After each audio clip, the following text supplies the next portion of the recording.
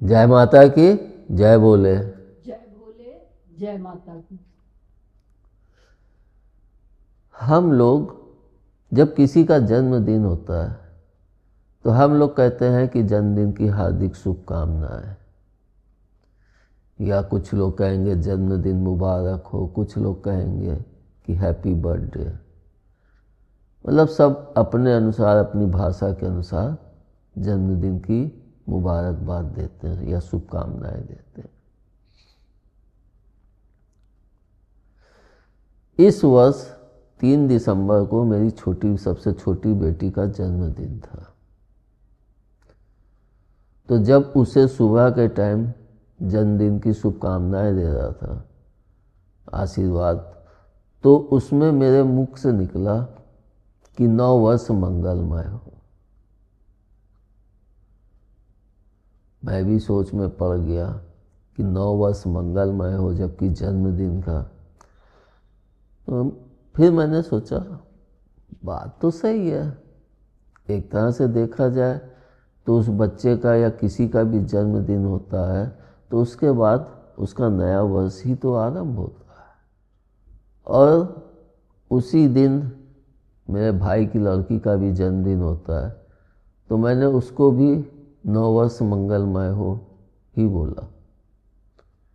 फिर उससे मैंने पूछा कि मैंने तुमको 9 वर्ष मंगलमय हो क्यों बोला। तो बोली, बड़े पापा मुझे नहीं पता है। तो मैंने कहा कि देखो, तुम्हारा नया साल जीवन का आरंभ हो रहा है, इसलिए मैंने कि तुम्हारा जो नया वर्ष चालू हो रहा है तो वो मंगलमय हो। फिर मैंने इस पे जब विचार किया तो मुझे भी बात बहुत उचित लगी। उसको अगर हम देखें तो हम लोग देखते हैं कि जब नया साल आरंभ होता है तो हम लोग कहते हैं कि नया वर्ष मंगलमय हो, या आपको 9 वर्ष की हार्दिक शुभकामनाएं, या हैप्पी न्यू ईयर आदि इन वाक्यों से संबोधित करते हैं। हम जब कहते हैं कि जन्मदिन की शुभकामनाएं तो लगता है कि जैसे उस बचपने में ले जाके ढकेल लिए कि तुम्हारा जन्मदिन, उसको याद करो। लेकिन हमें पीछे की तरफ नहीं, हमें आगे की तरफ देखना चाहिए। पीछे का तो जो वर्ष था वो बीत गया, जैसे बीता उसको हम बैठ के विचार करके कि हमने अपने बीते हुए एक वर्ष में क्या गलतियां की और उन गलतियों से हमें क्या सीख लेनी चाहिए, उन गलतियों को हम क्या सुधारें। जब हम उन गलतियों को बैठ के चिंतन मनन करेंगे तभी हम अपना नया वर्ष जो जन्म के दिन के पश्चात आरंभ होता है उसको और सुखमय बना सकते हैं, क्योंकि हमने अपने पुरानी कमियों को चिंतन किया है और उसके हिसाब से हमने अपने नए वर्ष को और अधिक कि कैसे उसमें ये कमियां ना आए, तो एक उसके अनुरूप ही हम अपने आगे का औरा या अपनी रूपरेखा बनाते हैं। और यह शब्द दिल को भी छूता है। आप अपने किसी बच्चे को आशीर्वाद स्वरूप में बोलिए कि 9 वर्ष मंगलमय हो, भगवान तुम्हें लंबी आयु दे, तरक्की दे, जीवन में ऊंचे पदों को प्राप्त करो, तो लगता है कि दिल से बोलना हो। और वही जब हम लोग कह देते हैं जन्मदिन मुबारक हो, भगवान तुमको सफलता दे, तो जन्मदिन कब जन्म हुआ बीत गया, फिर उसी जन्मदिन को मना रहे। बीत गया, आगे का चलना है, आगे का देखो, बैक मत लो। और मुझे तो यह शब्द बहुत अच्छा लगा, दिल को भी छूता है। तो मैंने तो इसको आरंभ भी कर दिया। अभी 24 दिसंबर को मेरे बेटे का जन्मदिन था, तब भी मैंने उसको यही आशीर्वाद दिया कि 9 वर्ष मंगलमय हो, भगवान तुम्हारी सारी मनोकामनाएं पूरी करें। एक छोटे से वाक्य में सारी मनोकामनाएं, मतलब हम लंबी आयु, इतना सब बोलने की आवश्यकता ही नहीं है। 9 वर्ष मंगलमय हो, भगवान तुम्हारी सारी कामनाओं की पूर्ति करे। अच्छा लगता है कि हम अपने सनातन धर्म, अपनी संस्कृति में जी रहे हैं, ना कि हम दूसरी संस्कृत को अपना रहे हैं। और हम यह भी देखते हैं, जैसे कि मैंने कहा कि 9 वर्ष मंगलमय हो, तो 9 वर्ष मंगलमय हो मतलब प्रकाश फैले। और हम जन्मदिन करते हैं तो पहले मोमबत्ती उसमें लगा के जलाते हैं, मतलब प्रकाश फैलाए, और फिर फूंक के बुता देते हैं, मतलब अंधकार, कि आगे का सफ़र हमारा अंधकारमय रहे। तो मैं ऐसा क्यों करूं? मेरे को दीपक जलाना ही है तो अलग से जला दूं, मोमबत्ती क्यों? और फिर जलाने के बाद बुताओ नहीं, क्योंकि हमने जीवन दिया है, जीवन लेने का हक हमें नहीं है, वह उस परम पिता को है। इसलिए मुंह से तो कभी भी फूंक के बुताना ही नहीं चाहिए। कहते भी हैं कि मोमबत्ती हो या दिया जल रहा हो या कोई भी दीपक प्रज्वलित हो तो कभी भी मुंह से मत फूको। यहाँ तक कि माचिस की तीली भी जला के किसी चीज़ को जलाया तो उसको मुंह से फूंक के नहीं बुझाते, यूँ हिला के बुझाते। और हम अपनी पुरानी मान्यताओं को देखें तो पहले अपने सनातन धर्म में या भारत के अंदर केक वगैरह का कहीं पे भी प्रचलन नहीं था।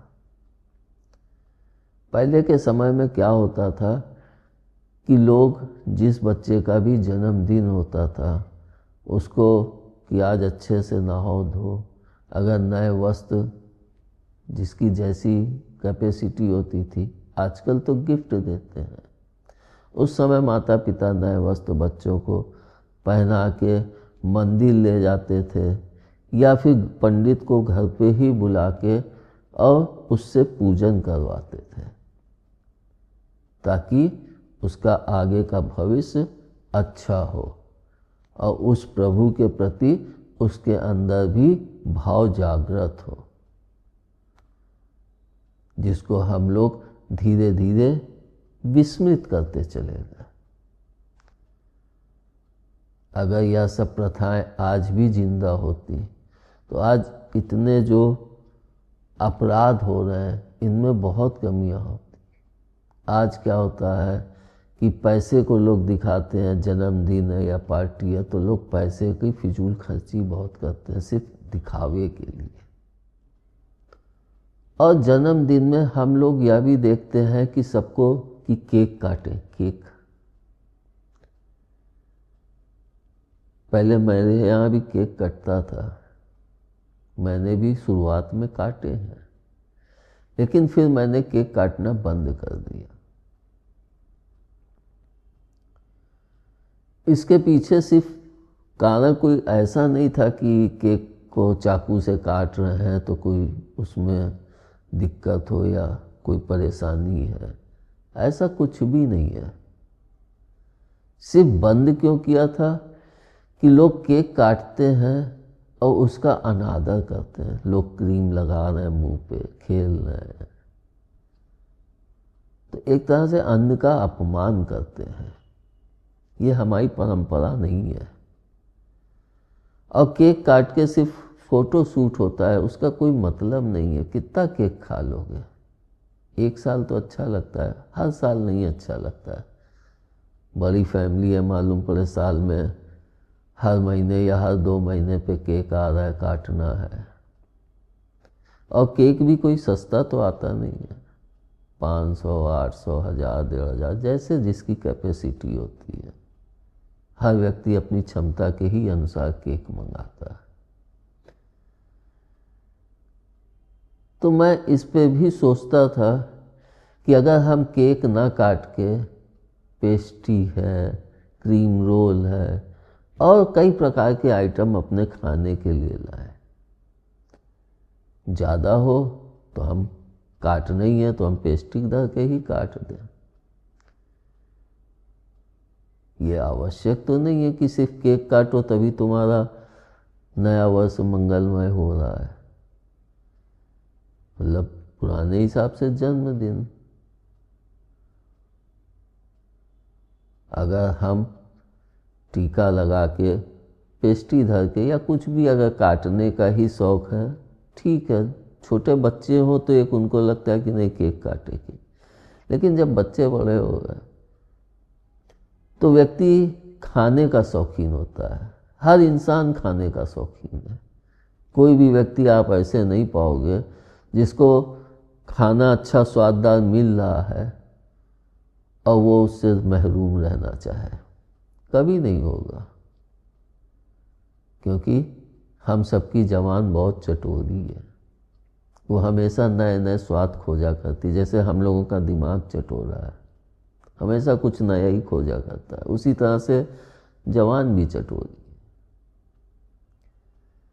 अब ला के 800 रुपये का 1500 का केक कितना खाओगे, और वही 4 आइटम उसमें ले आए तो सबने मिलके खाया भी और उस बच्चे को भी खा के खुशी प्राप्त होती है और एक सुख की अनुभूति भी परिवार में हो, क्योंकि कई प्रकार के स्वाद मिले।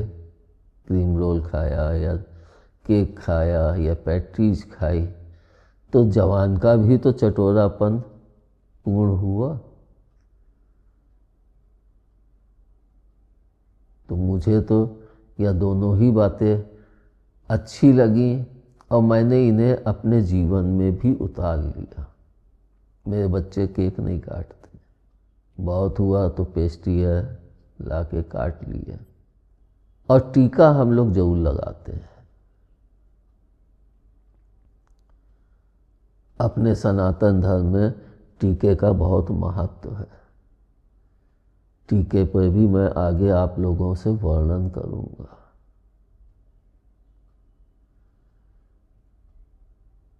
टीका लगा के और तब उसको हम आशीर्वाद देते हैं, तो एक तरह से अपने सनातन धर्म में आप स्वयं देखो, जैसे राजा महाराजा किसी नए उस पे, या कोई भी बच्चा अपने स्कूल जाता था, या कोई हमारा घर से जा रहा बाहर, या नया आरंभ होता है, कोई दुकान खोला, बिजनेस खोला या कुछ भी, तो हम लोग टीका अवश्य लगाते हैं। इसका बहुत महत्व है। एक तरह से कहें तो टीका हमारे अंदर एक चेतना भी प्रभावित कर देता है।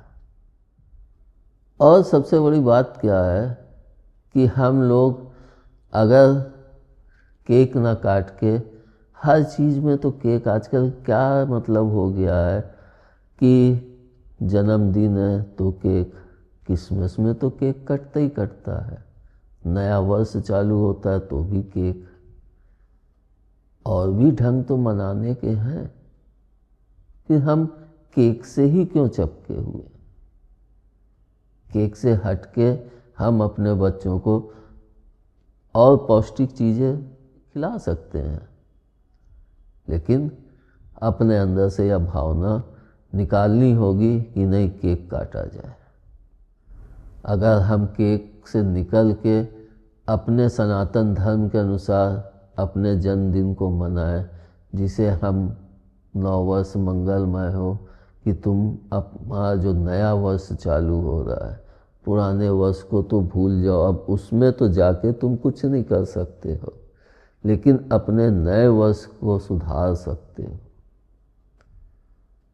तो सिर्फ हम नए साल पे ही नववर्ष मंगलमय हो ना बोले, हमारे बच्चे का जन्मदिन हो तब भी हम नववर्ष मंगलमय ही बोलें, तो उससे उसे भी खुशी मिलती है और हमें भी एक प्रसन्नता मिलती है, तो आशीर्वाद दिल से निकलता है। और केक में सबसे बड़ी खराबी क्या लगती है, उसमें मोमबत्ती लगा दी है, मोम चू रही है। आजकल वो फेना वाला निकलता है, वो डाले, वो उड़ रहा है, कुछ वो जैसे पन्नी टाइप की वो उड़ा देते हैं, वो केक में पड़ता है। भाई वायु में उड़ाया तो जाके केक में भी तो कुछ अंश उसका पड़ता है। मोमबत्ती जल रही तो मोम भी तो कुछ टपक के केक में गया है। और जब वह सब हम लोग खाते हैं तो हमारे पेट में जाके वह नुकसान ही तो करता है। मतलब हम थोड़ी देर की खुशी के लिए अपने स्वास्थ्य के साथ खिलवाड़ करने लगते हैं। और कई जो फेने वाले स्प्रे हैं उनको स्प्रे करते हैं तो मोमबत्ती कैंडल जल रही होती तो उससे आग पकड़ लेती है। इस प्रकार के भी कई केस हुए हैं।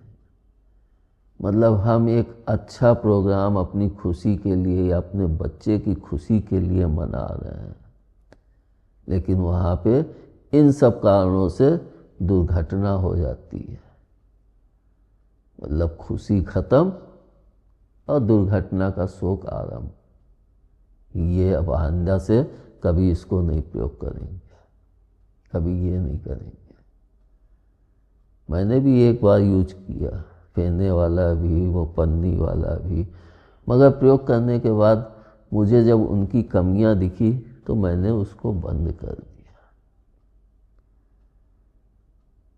मैं इस पे और तो ज़्यादा नहीं बोल सकता हूँ कुछ, क्योंकि मुझे जो अनुभव इसमें हुआ तो वो मैं कि आप लोग भी इसका अगर अनुसरण करेंगे तो आपको भी लाभ मिलेगा, खुशी प्राप्त होगी।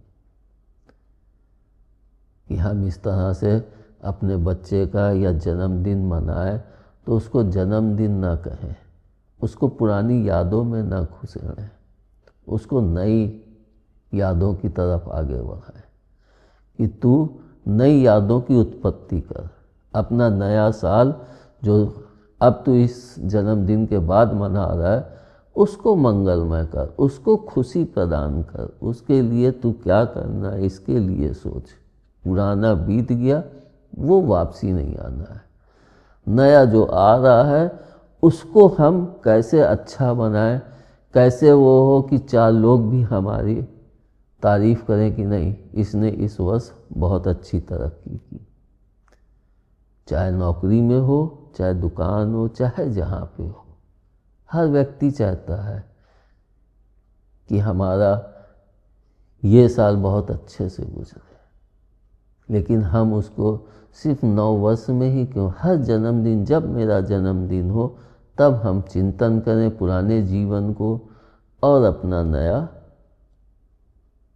उल्लासपूर्ण कैसे बने, सुखमय कैसे बने, इसका चिंतन करें। मैंने तो अपना ही लिया है, आप भी अपनाइए तो आपको भी खुशी प्राप्त होगी। बाकी जिसको जैसे अपना जन्मदिन मनाना है वह मनाए, उसके लिए कोई भी रुकावट कोई नहीं कर सकता है।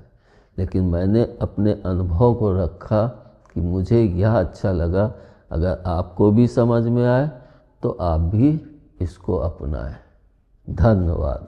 जय माता की, जय भोले। जय भोले, जय माता की।